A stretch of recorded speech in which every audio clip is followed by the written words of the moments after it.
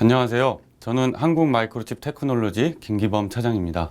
오늘은 인베디드 제품을 위한 포스트 퀀텀 PKI, 즉 양자내성 PKI 스위트 Q에 대해 소개해 드리겠습니다. 잘 알려진 것처럼 현재 양자 컴퓨터 기술은 많은 진보를 이루었고, 이를 현실화하기 위해 많은 나라의 기업과 정부에서 많은 투자를 하고 있습니다. 이런 활발한 투자를 바탕으로 양자 컴퓨터 기술은 급속도로 발전할 것이고, 어떤 연구에서는 10년 정도 후면 개인용 컴퓨터가 양자 컴퓨터의 성능에 근접할 수 있다고도 내다보고 있습니다. 이 양자 컴퓨터들은 우리가 고전적인 컴퓨터로 해결할 수 없는 문제들을 해결하는 데 도움을 줄 것입니다만, 한편으로 우리가 현재 네트워크상에서 안전한 통신을 위해 사용하고 있는 공개키 보안 기술에 위협이 되는 것도 사실입니다. 여기서 대칭키 암호화 기술은 안전한가? 라는 의문이 있을 수 있는데, 안전하지 않다는 일부 연구도 있습니다만 대부분 충분한 키 길이를 가진다면 안전하다고 알려져 있습니다. 이제 정보 보안에 대한 양자 컴퓨터의 위협에 대해 살펴보겠습니다. 먼저 우리는 IoT 기기에 초점을 맞추어야 합니다. 우리 주변 곳곳에 통신 가능한 인베디드 장치들이 점차 늘어나고 있음을 보면 알 수 있듯이 사물 인터넷의 시대가 도래할 것이고, 양자 컴퓨터 또한 현재 우리가 직면한 문제들을 해결하기 위해 필연적으로 도입될 것입니다. 사물 인터넷의 보안 취약성은 우리가 극복해야 할 중대한 과제이며, 양자 컴퓨팅은 사물 인터넷 기기 간의 인증이나 키 교환에 대한 중대한 위협입니다. 따라서 사물 인터넷을 위한 새로운 보안 모델이 설계되어야 하며, 이는 양자 컴퓨팅에 대한 내성을 가져야 합니다. 가장 중요한 질문은 우리가 언제 이것을 시작해야 하는가입니다. 그리고 조금 더 좋은 질문은 양자내성 암호 체계로의 전환은 얼마나 걸릴 것인가입니다. 과거의 고전적인 암호 체계에서 현재 체계로의 전환은 최소 10년이 소요되었습니다. 따라서 우리가 좀 더 빨리 움직이기 시작할수록 앞으로 발생할 위험을 줄일 수 있겠습니다. 2016년 니스트, 미국의 국립표준연구소는 PQC, 포스트 퀀텀 크립토그래피, 즉 양자 내성 암호를 공모하는 프로젝트를 시작했습니다. 첫 번째 라운드에 85개 이상의 후보가 접수했고, 그중 69개의 후보를 선정했습니다. 니스트는 인증용 디지털 서명뿐만 아니라 양자 내성 키 교환을 다루는 이 후보들을 거의 2년 동안 분석 끝에 17개를 2라운드 후보로 선정했습니다. 그리고 올해인 2020년 3라운드 후보를 선정했고, 17개 중 2개가 제외된 15개가 남았습니다. 이후 2022년쯤엔 선정된 알고리즘의 표준화가 완료될 것입니다. 2030년 이후에 범용 양자 컴퓨터가 나타날 것으로 예상되는데, 우리는 이 이후의 위협뿐만 아니라 지금 현재의 우리, 심지어 10여 년 전의 우리들도 이 위협에 대해 걱정해야 합니다.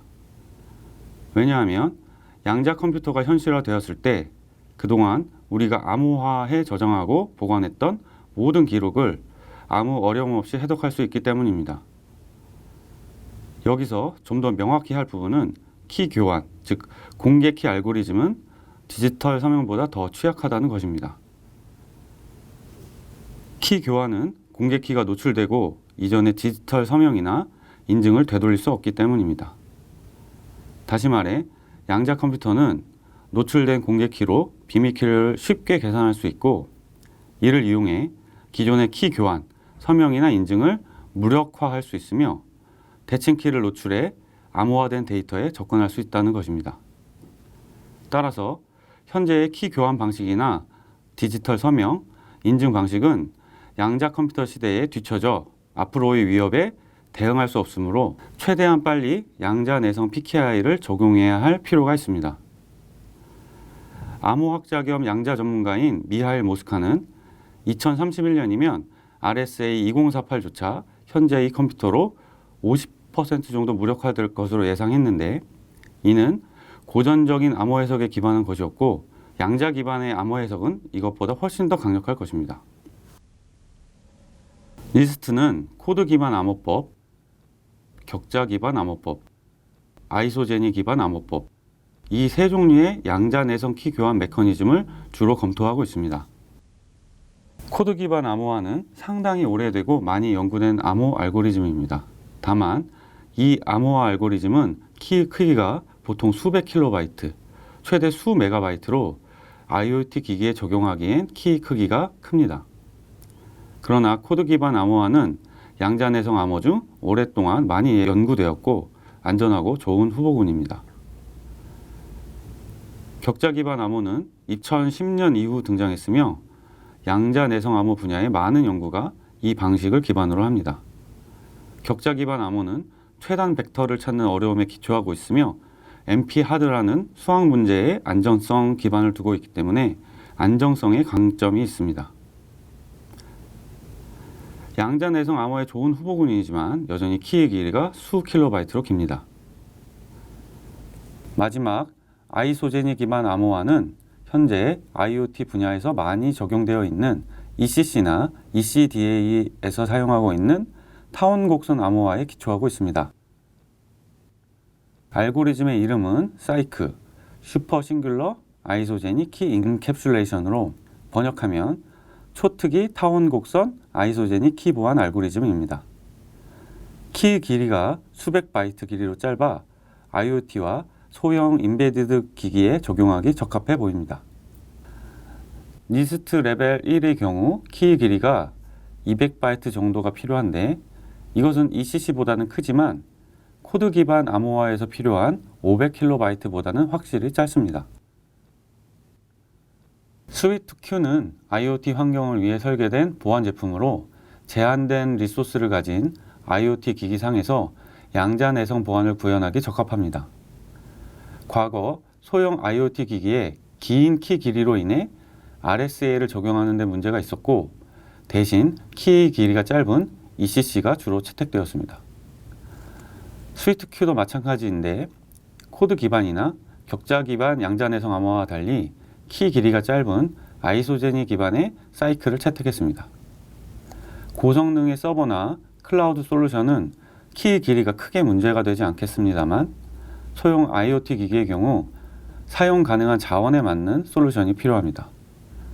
또 앞서 말씀드렸듯 현재 생산되는 IoT 제품들이 양자 컴퓨터가 상용화되는 10여 년 후까지 계속 시장에서 사용될 수 있기 때문에 지금부터 양자 내성 보안이 적용된 제품을 고려해야 합니다. 잘 알고 계시는 ECC, 타원 곡선 암호는 현재 IoT 분야에서 널리 사용되고 있습니다. 하지만 RSA나 DP-헬만과 같이 ECC는 양자 내성 암호가 아닙니다.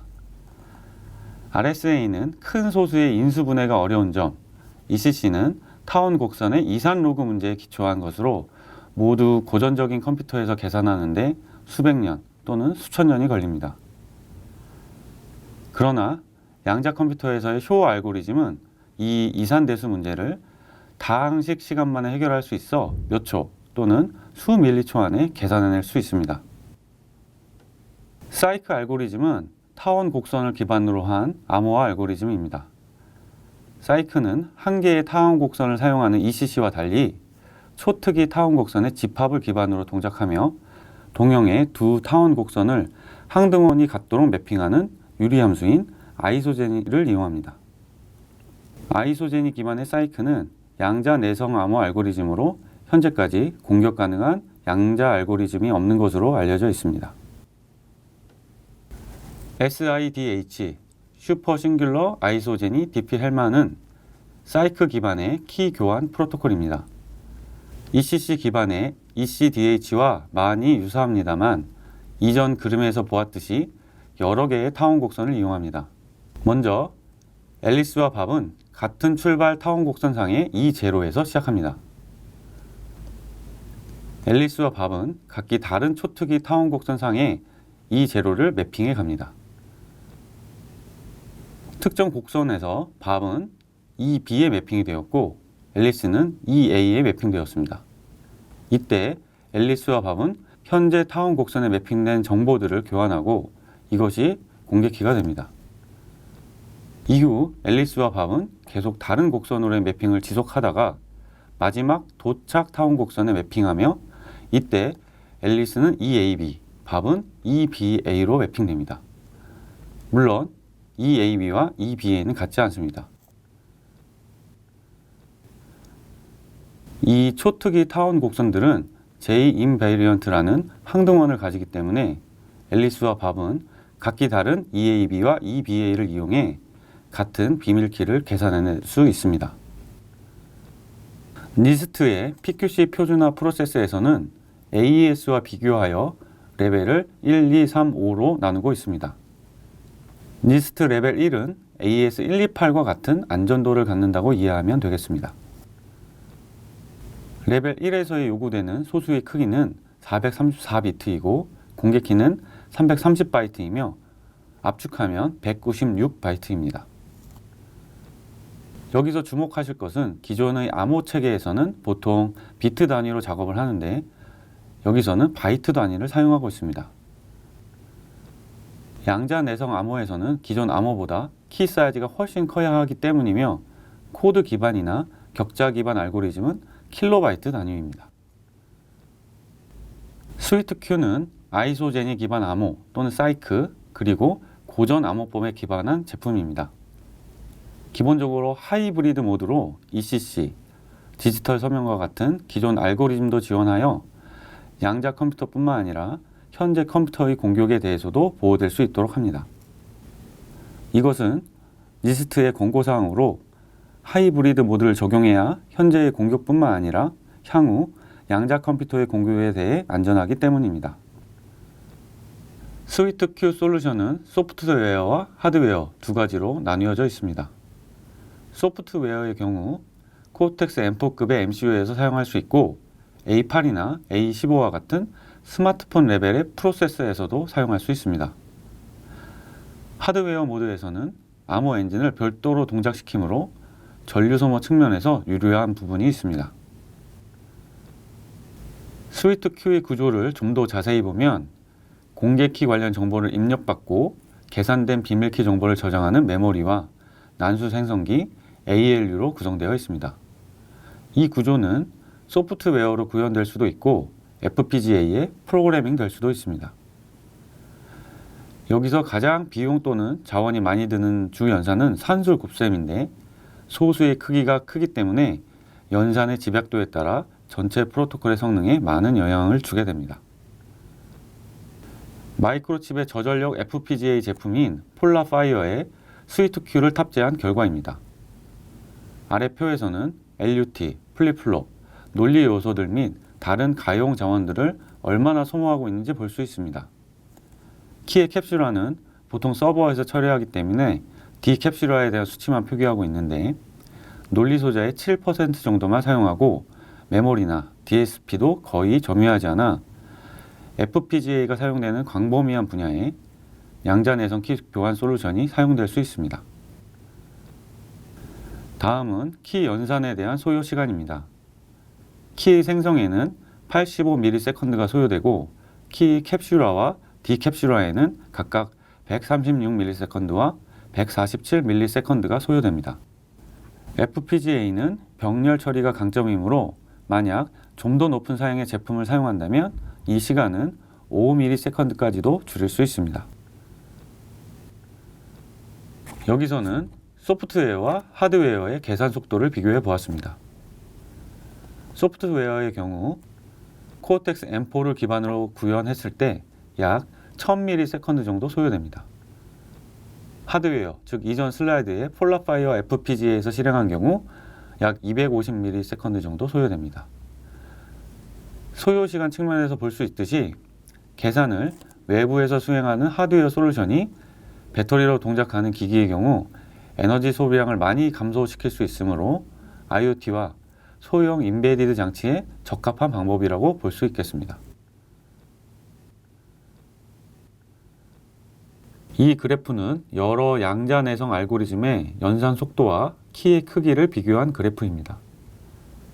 아이소제니 기반의 알고리즘은 가장 작은 키의 크기를 가지지만 다른 알고리즘에 비해 느린 것으로 나타납니다. 다만 비교 당시의 구현이 최적화된 것이 아니었고 지금도 연산 속도는 점점 줄어들고 있습니다. 또 중요한 부분은 보안입니다. 중간 부분에 있는 일부 격자 암호들은 보안 문제로 3라운드에 진출하지 못했습니다. 오른쪽 상단의 맥LH 알고리즘은 코드 기반 암호로 오랜 기간 연구된 견고한 알고리즘이지만 매우 큰 키를 가지기 때문에 소형 IoT 기기에는 적용하기 어렵습니다. 사이크 팀입니다. 많은 대학들과 기업들, IBM 리서치, 마이크로소프트 리서치, 아마존, 링크드인 및 일부 신생기업이 참여하고 있습니다. 기본적으로 알고리즘의 발명은 약 10여 년 전 워털루 대학교에서 이루어졌으며 현재 알고리즘이 많이 향상되었고 보안, 암호 분석, 성능도 향상되었습니다. 이제 사이크의 연산과 통신 비용에 대해 살펴보겠습니다. 하드웨어와 소프트웨어는 시간이 지남에 따라 빨라집니다. 물론 이렇게 빨라진 만큼 기존 컴퓨터의 공격, 암호 분석, 물리적 공격, 양자 컴퓨터의 공격도 또한 빨라집니다. 이렇게 빨라진 공격에 대응하기 위해서는 키의 크기를 늘려야 하는데 현재 RSA의 경우 AES 128 수준의 보안을 유지하려면 3072비트의 키를 사용해야 합니다. 또 2030년이 되면 7680비트로 늘려야 하며 그 이후 15kb로 늘려야 합니다. ECC의 경우 현재 256비트의 크기를 유지하고 있으나 이후 공격이 있으면 마찬가지로 키의 크기를 키워야 합니다. 이렇게 키의 길이가 늘어나게 되면 통신으로 교환해야 하는 데이터의 양도 늘어나게 되는데 키의 길이가 훨씬 긴 양자 내성 암호에서는 이 특징이 더 잘 드러납니다. 사이크의 경우 키의 길이가 200바이트, 코드 기반 암호인 맥LH의 경우 1MB인데 양자 컴퓨터에 의한 공격이 발생해 다음 레벨로 옮겼을 때 사이크는 400바이트이지만 맥LH는 2MB의 키 길이가 필요하게 됩니다. 즉, 늘어난 키의 길이만큼의 저장 공간 등의 자원과 이를 전달하기 위한 통신 대역의 증가도 필요하다고 볼 수 있습니다. 정리하면 사이크는 다른 양자내성 암호에 비해 통신 채널의 변화가 가장 적기 때문에 소형 IoT 기기에 더 적합하다고 볼 수 있겠습니다. 오늘 말씀드린 내용을 요약해 보겠습니다. 스위트큐는 마이크로칩의 폴라파이어 FPGA와 제휴하여 제공되는 양자 내성 키 교환 IP로 최적의 성능과 자원 소모를 구현하도록 확장 가능한 구조를 가집니다. 하드웨어와 소프트웨어 형태 모두 지원하고 모든 니스트의 PQC 보안 레벨을 충족합니다. 특정 클래스의 마이크로칩 FPGA를 구매하면 부채널 공격 등에 대한 라이선스 옵션도 함께 제공됩니다. 마지막으로 마이크로칩 FPGA, 마이크로 컨트롤러, 마이크로 프로세서 상에 구현되는 모든 어플리케이션에 최적화될 수 있습니다. 오늘 설명드린 내용들과 관련된 추가적인 자료들은 보고 계신 경로에서 찾아보실 수 있습니다.